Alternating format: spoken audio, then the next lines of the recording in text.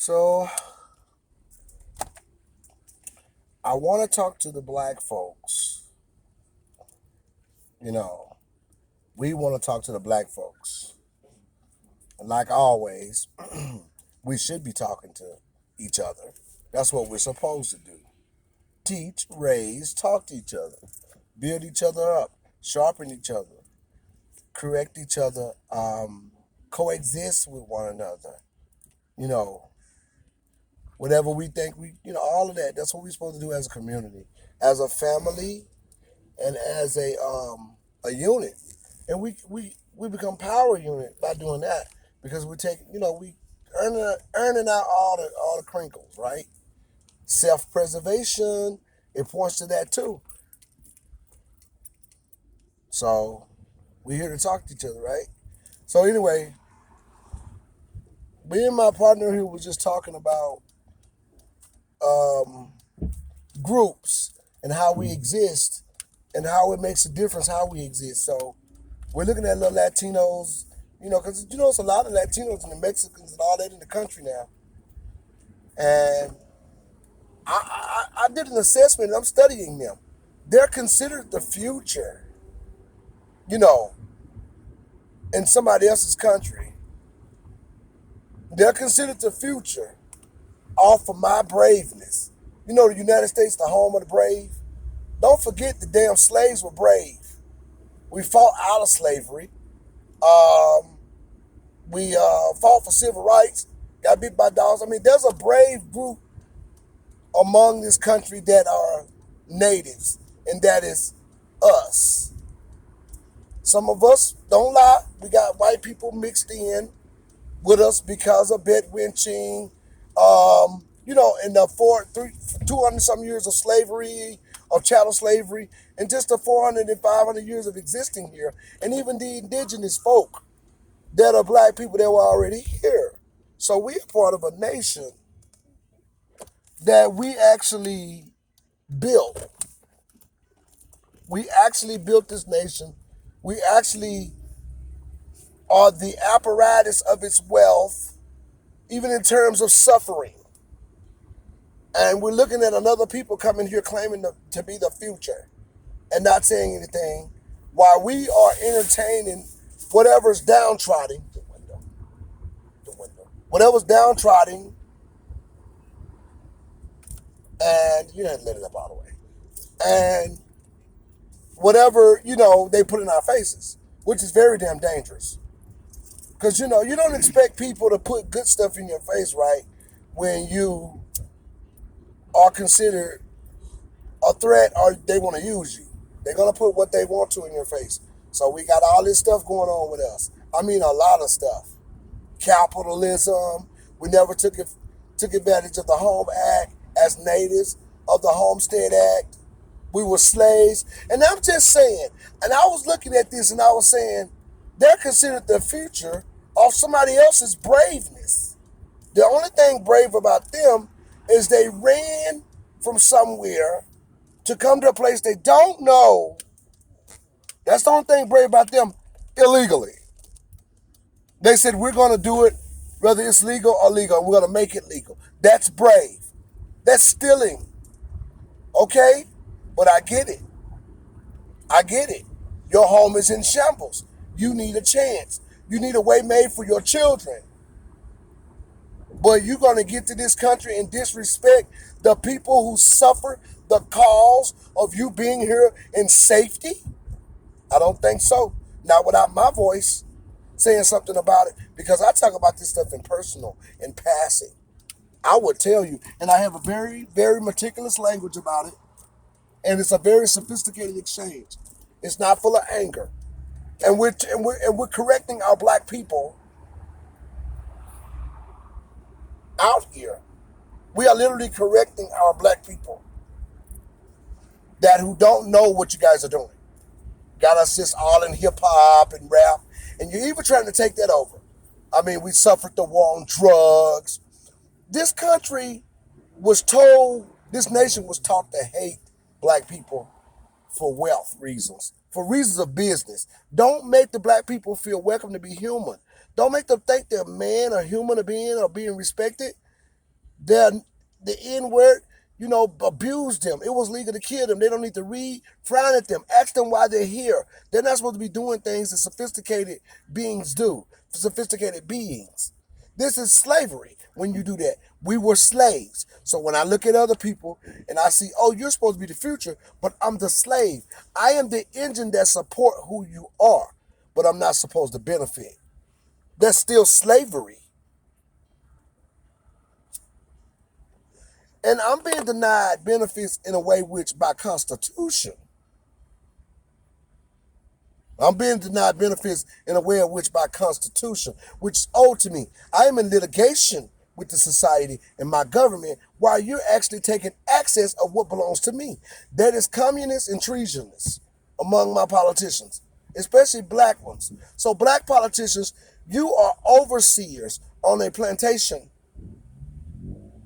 If you don't implement my policy, if you don't implement my legislative protection, and that has not been what you're doing.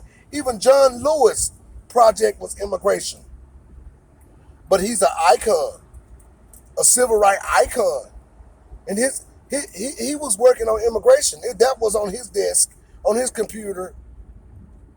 Immigration, because he's not, as a black person, you don't have power. They tell you what to do as a black politician. You're slaves also. You're paid slaves. You can't implement for your own group. You can't do what politics is supposed to do. You have to be foreign to that. You are a slave politically. You're a servant, but you're paid. You're an overseer. You can't practice self-preservation. That doesn't belong to you. That belongs to people, not you, not slaves. But we will give you a salary to do what we tell you to do in terms of being black. We don't understand what this country has done to us. We have a lawsuit. We built the country, we intellectually even designed this country. There were black people who they could not even enslave, Frederick Douglass, because they were too intelligent. Mary Jane McLeod Bethune, her mother was, they were cotton pickers. She had 16 degrees, the first woman in the White House doing things in terms of federal.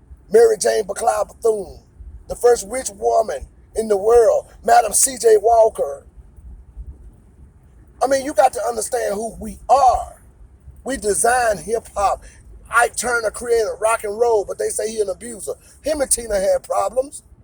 Every man had a problem with their wife. They're not doing that with the white man. The Catholic Church having sex with young boys as a culture, but Oprah goes after Michael Jackson, they can't prove. Gail goes after R. Kelly, but Ed Book killing gay men. You got to understand what's going on, black people, and we jumping on the train of everything that they tell us to jump on. Go ahead and talk bad about the other black person. We got your back. We the majority. We the dominant society. We doing it so you can look clean if you do it. But if you try to do it in the name of being black and talk about what's true, like Malcolm X said, then you a problem. This is in your face as black people. And the judge and the President Biden is an enemy to black society. He's a worse enemy than Trump, actually. Donald Trump, yeah, white men are racist. But Donald Trump does not have the meticulous racism the meticulous and sophisticated, dangerous racism that Biden is anchored to. He's a smart racist. He can get you by paper. He got a bill to go through that cost him $11 billion, $13 billion to destroy your lives for the last 30 years. Mass incarceration. But when it came down to his son, Hunter, and everyone else on drugs, they called it a medical crisis because they're in power. And they don't. And Biden said he didn't want his kids to go to school with yours, all of that. Put you in jail, all our children, me, people my age, my brother and everything, all us black people suffering the war on drugs, putting up our houses to get people out of jail, can't afford attorneys, getting railroaded in prison, can't raise your children as black men, going around singing rap music about the war on drugs, which was planted by the CIA, Gary Webb wrote the story, a white reporter and journalist who was assassinated. Oh, President Biden didn't say nothing about that when he wrote up that bill, mass incarceration. He could have. He was in the House of Representatives. He could have stood for black people. He could have said, well, listen, this is a manipulation on their community. We're going to get help. He didn't do that. He said, lock them up. That we are putting drugs in their community, of poor people. And people, poverty is adjacent to crime. Poverty is adjacent to crime, guys. So when somebody's in poverty, they commit crimes. That is real science. That is not a canard. And you talk any different from that, they got you. Because now you're going against science just to agree with white supremacy or to agree with society over your concerns. So you'll go with the science. You need to go with the science. So you put drugs in the community to people you haven't chosen to give their pay to. You work a man's supposed to be paid for his wages.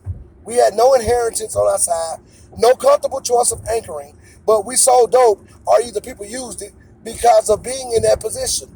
In province, docile mindset, not understanding what's going on, over power source. This is all meticulous.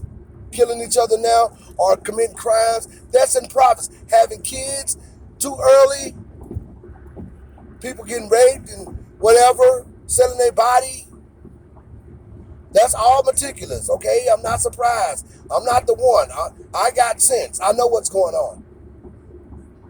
And so you got another people now coming here. Then they start sending Mexicans here to work after we done built the damn country and did all the jobs and made it rich and beautiful for someone else to come here and claim that they are the damn future. Y'all, this is crazy. This is in your face. And other black men standing on the corner throwing gang signs right now when we could be looking at this. It's going to be hard. It's difficult being black. A lot of black men are in prison because of this. And y'all put this man in office. And we told y'all not to. We want our reparations. Cut the check.